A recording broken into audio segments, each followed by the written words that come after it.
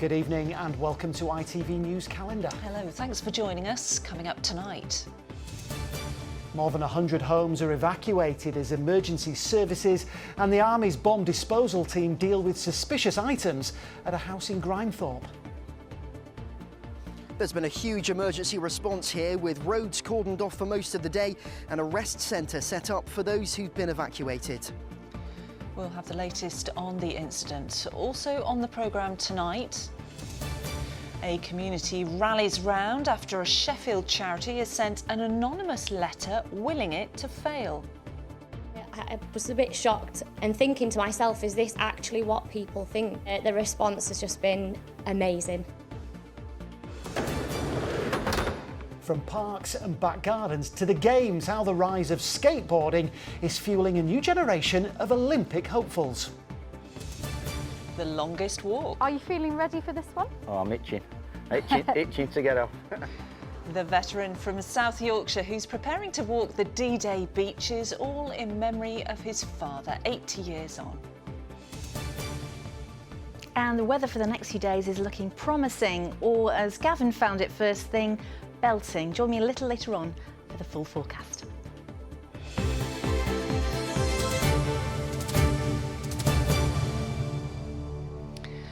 Very good evening to you. First tonight, as families finished off their breakfast this morning, police moved in to raid a property in Grimethorpe. Tonight, 130 homes have been evacuated and a man has been arrested on suspicion of firearms offences. A police cordon has been in place around Brierley Road all day and residents are being advised to stay away, with warnings it could be for up to 48 hours. Ben Basin has been at the scene. Ben, what more do we know? Well, Chris, there's quite a sizable emergency service presence here at the scene and the roads behind me have been cordoned off, as you say, for most of the day since police discovered what they're calling suspicious items at an address on Brearley Street. They arrived here at around 7:10 this morning to conduct a warrant, and it was during that search that they found the items and the Army bomb disposal squad was brought in. A cordon was put in place then of around 100 metres, and around 130 homes that were inside that cordon have since been evacuated. Well, understandably, it's come as quite a shock to people living around here. Well, I left my house about 9:30 this morning to go visit my mum in the nursing home, and then when I've come back at 10:30 it's cordoned off. They were cordoning it off at 9:30 this morning, and then obviously we've just been told that bomb squad's here and we're not allowed to go anywhere near us properties. They've evacuated some houses and some people have taken the children out and the pets, but that's as much as I know now. That's it. So, Ben, it's affecting a lot of people. What advice is actually being given to residents nearby? Well, Laura, the overwhelming advice from police is to stay away from this area. But for those who live around here, Barnsley Council have set up a rest centre at St Luke's Church, which is just around the corner from here. That's for anyone who's been evacuated and doesn't have anywhere that they can go. They're asking anyone who has had to leave their homes to bring with them a bag full of essentials, including any medication that they may need, basically supplies for the next couple of days if they need it. And that's the point. People who have been forced to leave their homes here may well be out of their homes for quite some time. Police say that they think this cordon could be in place for as long as 48 hours. And meanwhile, a 58-year-old man who was arrested on suspicion of firearms offences remains tonight in police custody. Ben Basin in Grimethorpe for us this evening. Thank you. Yes, and we'll bring you an update on that story in our late bulletin later on. Now, just don't do it. The heartfelt words of a mother whose son was killed in a hit and run in West Yorkshire. The driver, who's now behind bars, had been using drugs. Oliver Pride was a popular student at the Huddersfield University, but was struck when he was crossing the road in the village of Kirkburton, 5 miles southeast of the town. The family have asked that their tragedy becomes a warning to others, as Sarah Clark reports. A treasured family video of Oliver Pride, who was killed in a hit and run at the age of just 18. People say, you only live once. Oliver would say, no, you only die once. You live every single day. And he really did live his best life. He was killed on Penistone Road in Kirkburton in July 2021. The car that hit him was driven by 33-year-old Adam Smith, who then fled the scene. He was nearly twice over the legal drug limit and was given 10 years at Leeds Crown Court for causing Oliver's death. I was relieved that he's off the streets, but relieved with the 10-year sentence. Lots of people think a life for a life, but given the sentencing guidelines, 10 years was a good sentence for us. The eldest of 4 children, Oliver's parents have had to help his siblings with their grief while dealing with their own. We try and tell the kids that, they're allowed to be happy, but that's very difficult even for us. Parenting whilst you're broken yourself is one of the hardest things you can ever do.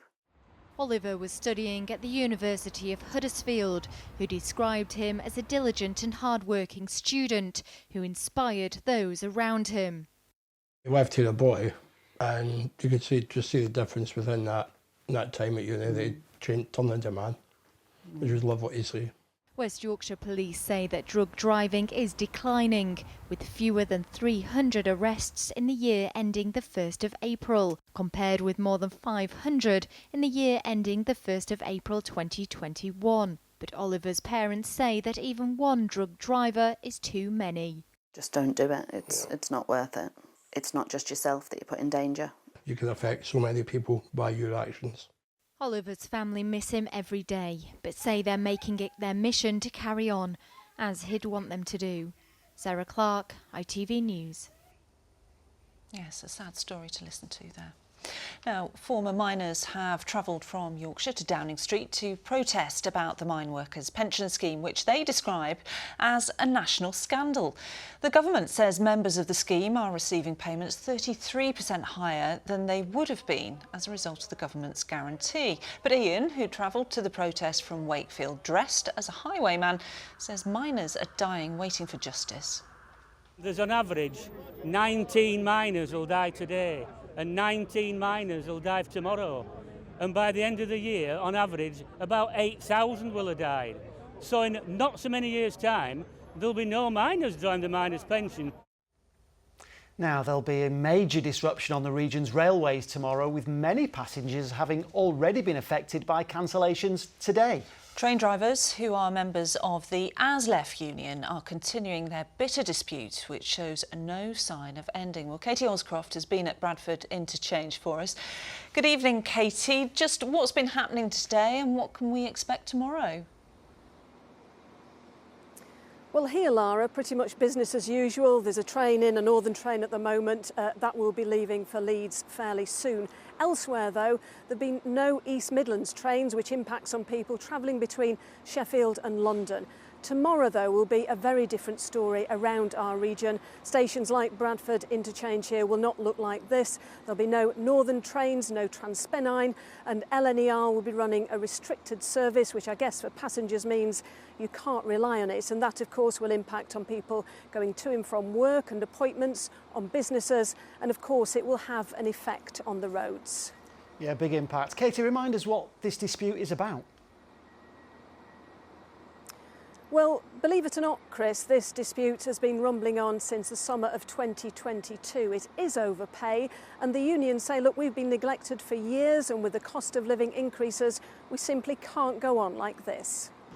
We don't want to be on strike. The people here today don't want to be losing money. We never caused this, we never created it. We don't, come out and strike for no reason. We're in a position now where my members haven't had a pay rise for half a decade. Did we create that situation? Well, train operators say, look, this is disappointing, another strike. There are fears that longer-term passengers will find permanent alternative ways to travel. The Department for Transport says if they gave drivers a salary increase, that would put them at twice the national average. There will be a strike tomorrow. Nothing is going to avert that. And to recap, it means that there will be no Northern or Transpennine trains. LNER will be running a restricted service. Now, there are no new dates in the diary at the moment for strike action, but with the two sides seemingly still, even after all this time, so far apart, it's impossible to rule out further disruption. Katie Oscroft at Bradford Interchange for us this evening. Thank you.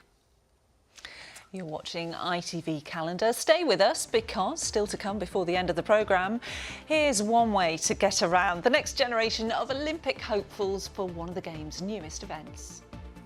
And it was a misty start by the Minster first thing this morning at 8 o'clock, but 2 hours later, a very different looking story. The full forecast for the rest of the week and into the weekend a little later on. Now, believe it or not, where you live in the region could have a big impact on your chances of surviving a cardiac arrest. A new report suggests that there's often a lack of people who know how to do CPR, as well as a shortage of defibrillators in certain areas, particularly those which are deprived or out in the countryside. Lauren Hall reports. Playing football with his son is something Asad Kayani doesn't take for granted. 2 years ago, he was here having a kickabout with some friends when he then collapsed. Thankfully, there were 2 medically trained professionals. They checked that I didn't have a pulse and began CPR immediately. And that continued for 52 minutes. So I was dead for 52 minutes, but they were working on me that entire time. He'd suffered a cardiac arrest, and their actions saved his life. Cardiac arrest can happen at any time. It doesn't discriminate. There's no gender, faith, colour, anything, and it hits all of us, old and young alike. And what we need to have in this country is more preparedness. When someone's in cardiac arrest, their chance of survival drops by 10% for every minute they don't receive CPR or defibrillation. Despite that, around 2 in 5 of us have never learnt how to do CPR. And a new report's found a lack of defibrillators in certain areas. Here in the Callander region, there are calls to get more registered in Hare Hills in Leeds, Stanley in Wakefield, and the Barrowcliff estate in Scarborough. Depending on where you live, it can really affect your chance of survival from a cardiac arrest. And that relates to having awareness of what to do and also availability for a defibrillator. So we want everybody to have that equal chance of survival. That ambition is shared by St John Ambulance. Stand clear. Apply pads to patients' bare chest. These volunteers are going over their resuscitation training, which they'll then deliver to members of the public. These guys can go out into the community, show people out in the community how to do this. If you have the skill to know how to deal with somebody that's having a cardiac arrest, just think how brilliant that would be if you could help somebody. Analysing heart rhythm. They say it's simple to learn these life-saving skills, and if more people have them, more people will survive a cardiac arrest. Lauren Hall, ITV News. It's certainly an important skill, isn't it, learning CPR? Yeah, maybe we should all have to learn it. Never know when you need it. OK, next tonight, a poison pen letter has been received by a charity in Sheffield, slamming their new business and hoping for its sudden demise. The distressing letter was sent by an unnamed person to create shop in Beechief. The charity supports adults with learning difficulties, and the handwritten letter from someone signing off as Residents Unite says that they try not to encourage charity shops in the area and that they hope the shutters will be permanently down. Adam Fowler went to find out more. Yes, this shop has only been open since November, and it's not just a shop. They do all sorts of things. Here it's a workshop, they do photography, podcasting, all sorts of things. And it all goes towards helping those with learning difficulties. It's the sort of place you'd want to do well, isn't it? Isn't it? Well, not everybody does. Here's Ruth to tell us more. Ruth, you've got the letter there. Got the letter? What did it say then? Well, it just basically said that we were selling Blackpool-style tat and that they wanted to see us fail. So they want the shutters to come down? Yeah. So how did you feel then when this dropped through your... Well, I was upset and disappointed. I think we've poured our heart and souls into this place and we really want it to work. So I was a bit shocked and thinking to myself, is this actually what people think of us? But obviously, since I posted it on social media, the response has just been amazing. Tell us a bit more about that, because you've had responses from USA and all over the world. Yeah, so it kind of went viral, really, and quite quickly.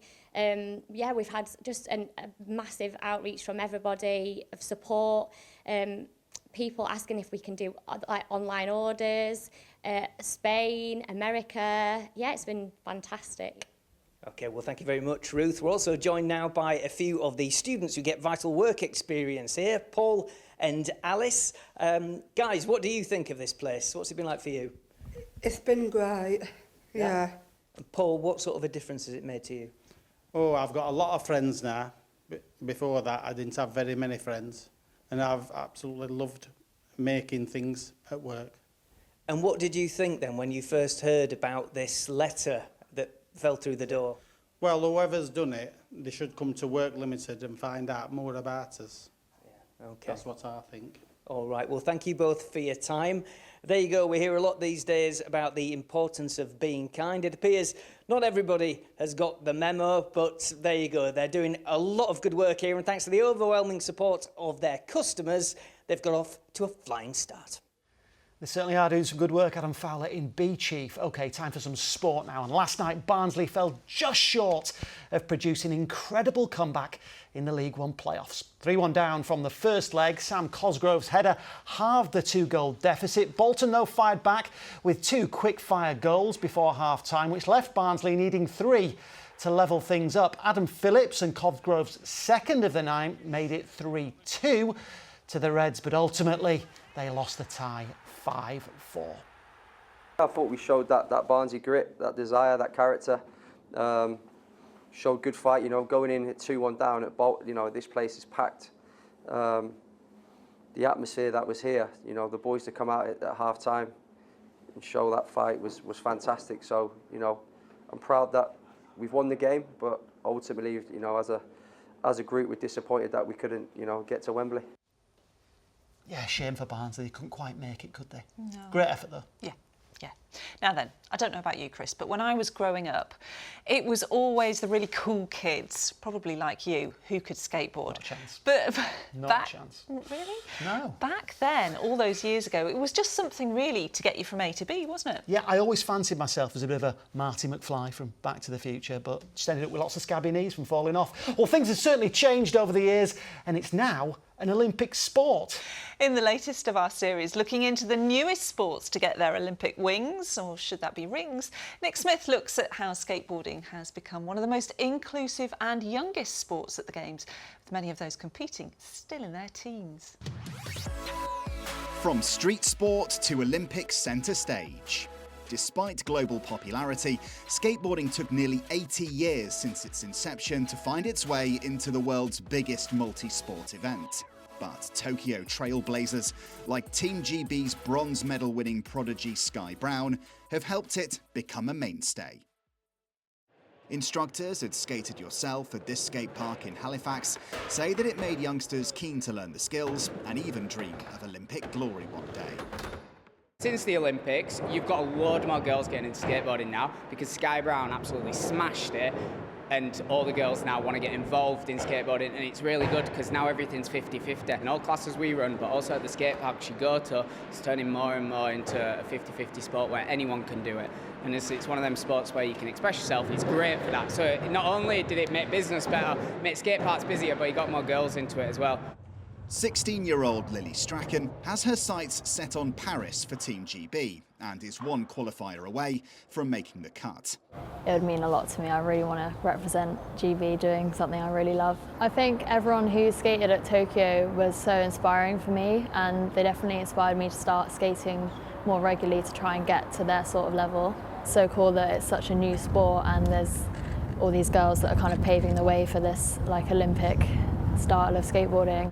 Skateboarding in the Olympics will just have so many benefits, from the grassroots, sort of upgrading the facilities, new facilities, the support for sort of coach development, events.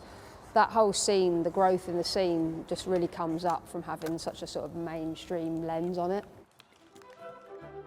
Those who've turned their hobby into a lifestyle, like Faisal Shah and his Skate the World project, say skateboarding finding its way into the Olympic family feels like a recognition that it's a serious competitive sport and not just a form of counterculture. Seeing skateboarding return to the Olympics is really a refreshing thing to see, because it means that, you know, the big sporting bodies finally recognize skateboarding as the challenging sport as it is, because from my personal experience skateboarding, it's a massive test of confidence and self-belief in yourself. And if it's so strong, you can push yourself to do incredible things. Like years ago, skateboarders would never have thought of becoming Olympians, but now we're a part of the squad now. Skateboarding's inclusion at a second consecutive Olympics is all part of an effort to modernise the Games and actually recognise that sports which were once considered niche or a little bit edgy actually have a much wider appeal. And who knows, a future Team GB medal winner could be found at a local skate park just like this one. Nick Smith, ITV News. It really is a cool sport, isn't it? So cool. Quirky, but cool. Go on, Kerry, you've got some quirks for us as well, haven't you? Yeah, quirky, that is for sure. Yeah, wait for this. Ordnance Survey, the MAP people, have devised a new tool to help emergency services the emergency service providers pinpoint local landmarks with quirky names. So, you know the names that you know locally that no one else has got a clue. But this is going to really help ambulance, police, you know, so landmarks, basically. Yeah, basically. So if you ring up and you need help, they need to know where the drinking dinosaur is in East Yorkshire, at Flamborough Head. Of course, that long-necked dinosaur that's drinking the water in the sea, and loads of people it was called that? I did, but only because local people send the photograph in. So yeah, if you're ringing for help, they need to know, and so they do now. I can't see a dinosaur. Oh yeah, you can. Of course there is, and its tail. Oh right, okay. Anyway, it's a local landmark, and there were a few other names, but they were a little bit too cheeky, shall we say, to use on the television. But if you've got one that's not cheeky and it is local to you and everybody locally knows it, we'd love to see it, especially if there's some weather in the background, because the weather's been nice today, hasn't it? It's been really great, and Andy Dennison is so happy because it's the return of the sunsets. This is Cabbage Hill in Leeds. I don't know if you can just see, but there's a slight shaft of light there. You can see that from last night's sunset. Yeah. You can also see it on Sean's again from last night, which is basically a sun pillar. So you get the light either upward descending or ascending from the sunset or sunrise, and it's basically the reflection of light from that sunrise or sunset in the very high falling ice crystals of the cirrus cloud that we talk about a lot, very high in the atmosphere. So a big thank you for all of those sun pillar shots. And we've had some sun, and we're going to get some sun over the next few days. High pressure is in charge. It just migrates eastwards over the next couple of days, but that's really good news because it imports even warmer air from the south. The average is 15. We could be getting very comfortably mid-20s by the time we reach Saturday. Oh, this is good, isn't it? Isn't it? Toasty. Thank you. Good news. Now, it was a couple of years ago that ITV Calendar met up with Jim Morton. He's the Yorkshireman who spent over a year trekking around the coast of Great Britain. Yes, the Navy veteran took on the challenge to raise money for the Gurkhas who he worked alongside. Well, now he's back and planning to walk the length of Normandy's D-Day beaches, where his father served 80 years ago. He's already walked from Land's End to John O'Groats, and in fact all 9,000 miles of the British coastline. A 537-day walk, which Jim completed in September 2022. But he's not ready to hang up his boots just yet. So it's been a while, hasn't it, Jim? Are you feeling ready for this one? Oh, I'm itching to get off. I fancied going to Nepal, but Sue didn't fancy driving motorhome there. Jim's next challenge will see him walk the length of Normandy's D-Day beaches from Utah to Sword, where his father served 80 years ago. When you look at photos of him, he was 21, but he only looked about 12, to be honest, on some of the pictures. It must have been terrifying for him. He was on a ship called HMS Glenern, and the only ship that sank on that part of D-Day beaches was a Norwegian troop carrier called SS Svenne, and that was the next ship along to my dad's. So my dad, instead of taking troops to the beach, spent the day in his landing craft going across sideways to Svenne and rescuing troops from there. Like his father, Jim also spent time in the Navy, serving alongside many Gurkhas on HMS Gurkha. His walk and the proceeds of his book have raised over £40,000 for the Gurkha Welfare Trust. But he hopes this next challenge will help him to reach his £50,000 target. The Gurkhas fought for us for over 200 years, up until we've even lost 15 died in Afghanistan. So it's not just a Second World War thing with the Gurkhas. Utah Beach, going into quarantine. Jim will set out in early June, together with his support team, wife Sue, driving the route in their camper van. And he's looking forward to meeting other veterans along the way. There'll be the Americans, Canadians, there'll be everybody there. Now I'm hoping it's going to be a big celebration of the lives of the people that were lost and the ones that survived as well. Holly Goodall, ITV News, Penistone. Oh, good old gym. What a brilliant thing to do. I wouldn't mind doing that myself. Yeah? At this age or when you're a bit older? Well, at this age. Yeah? Yeah. Be good. Off you go then. Get me out of work for a few weeks, wouldn't it? Let's see if the weather would be all right for it. Here's Gary. Good visibility on the horizon. TUI sponsors ITV Yorkshire Weather. Thank you. Hello again. Yes, we did okay today. A little bit of mist and fog first thing this morning. Still looking beautiful in Bingley though. Big thank you to Kathy Crowther for the share. And yes, the mist and fog and low cloud lifting, giving us a good dose of sunshine, just a little bit of hazy sunshine for the afternoon with that high cloud. And you can see the cloud melting away during the middle part of the day. We've got a weather front to the northwest.